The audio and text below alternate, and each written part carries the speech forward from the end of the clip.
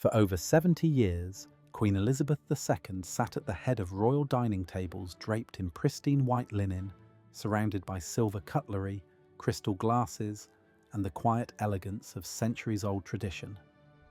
But behind the grandeur, behind the strict royal protocol and the polished manners, was a woman who simply loved her food. Simple, comforting, and unmistakably British.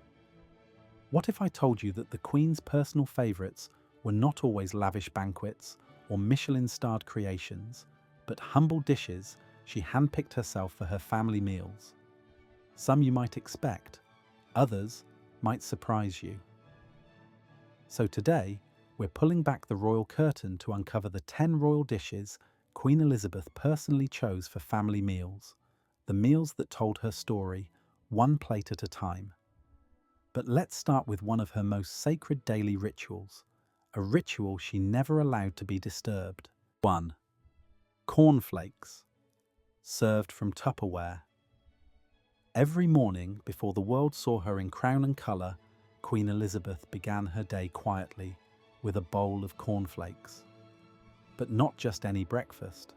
Her cereal was poured, not by a chef, but by herself, from a simple plastic Tupperware container that she insisted on keeping in the royal kitchen.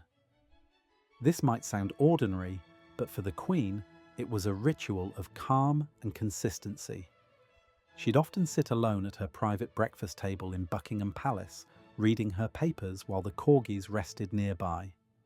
On occasion, she'd switch it up with Special K or scrambled eggs, but the cornflakes were a constant companion, a humble nod to normalcy amid royal chaos. And if you think this simplicity ends with breakfast, wait until you hear about her favourite sandwich filling. It's so unusual, it often raised royal eyebrows. 2. Cucumber and Marmite sandwiches. Afternoon tea. Royalty. Afternoon tea wasn't a casual affair in Buckingham Palace, it was a royal institution. But while guests might expect delicacies like smoked salmon or caviar, the Queen's own favourite tea sandwich was astonishingly modest.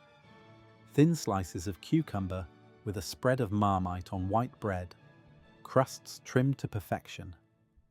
Her Majesty's love for Marmite went back decades, and she personally approved the tea menus served at family gatherings in Balmoral or Windsor. The combination might sound strange, but to her, it was the perfect balance. Light, savoury, and quintessentially British. And yet, while she loved the simplicity of Marmite sandwiches, there was one dessert she demanded be made to exact standards, so much so that it became her signature pudding. 3. Chocolate perfection pie. The Queen's indulgent escape.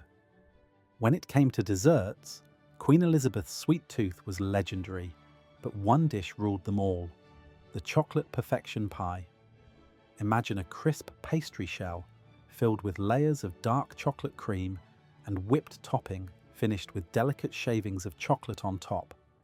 It was a recipe passed down through palace kitchens since the 1950s, and Her Majesty adored it.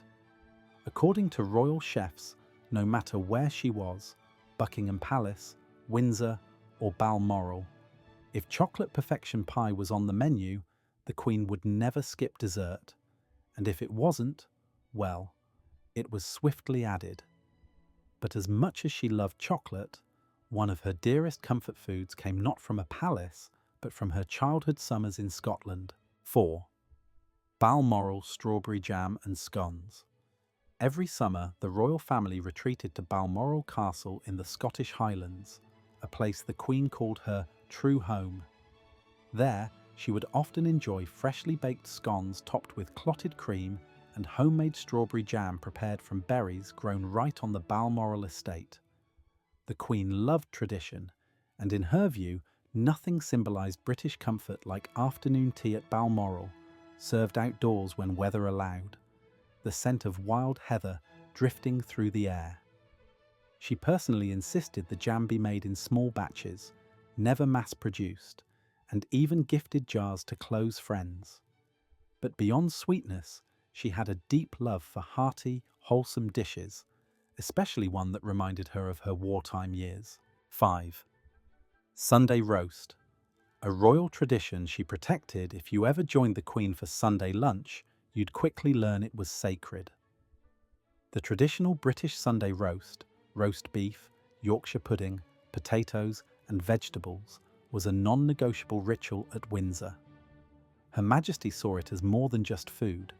It was family time, a moment of continuity. Every week, without fail, the royal family gathered, and she personally approved the menu. The Queen preferred her beef well done, and she adored the crispy edges of roasted potatoes. It wasn't about extravagance, it was about familiarity, order, and the comfort of routine. But what might surprise you next is a dish she never shared on the royal table, because it was one she prepared herself, quietly, without the royal chefs. 6.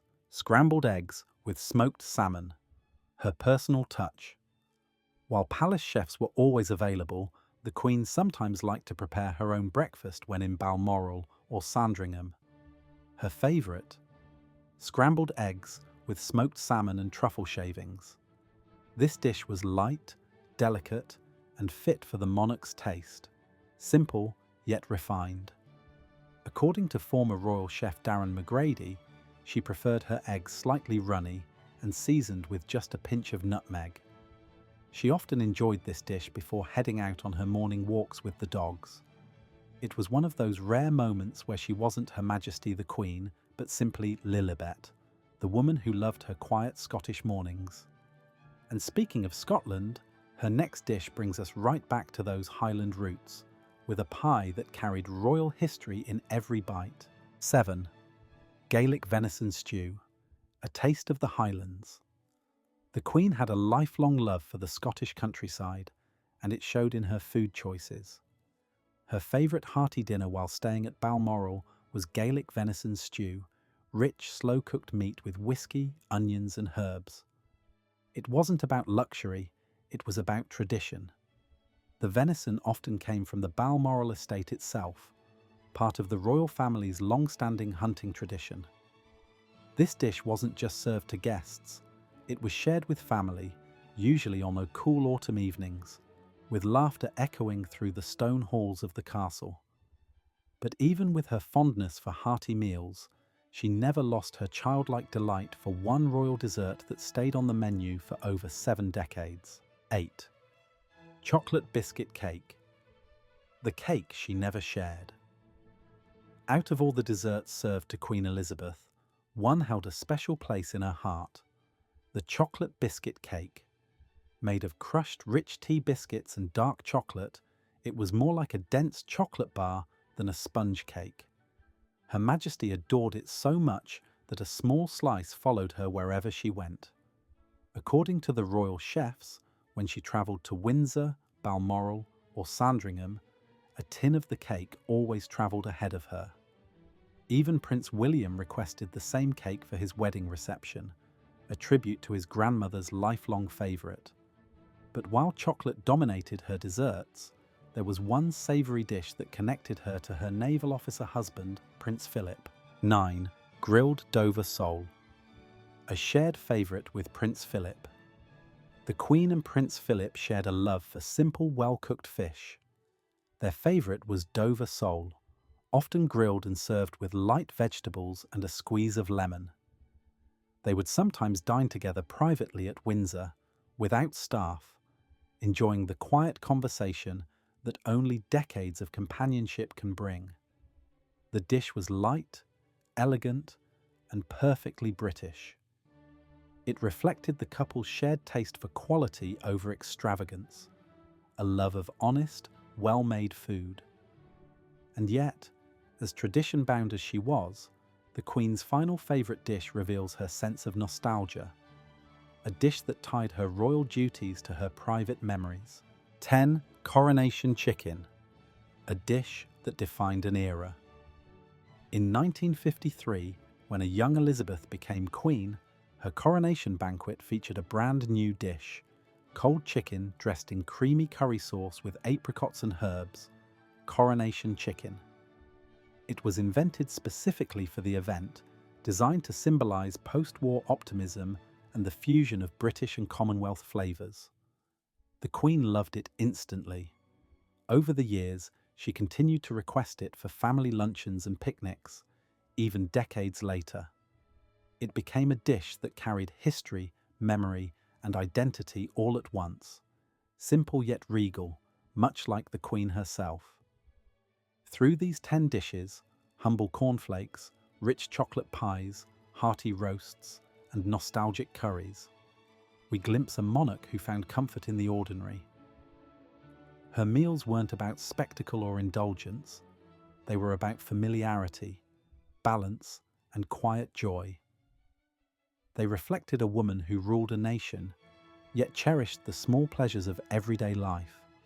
A warm scone, a simple roast, a moment with family at the table. And perhaps that's what made Queen Elizabeth II so extraordinary. That beneath the diamonds and the duty, she never forgot to enjoy the taste of home.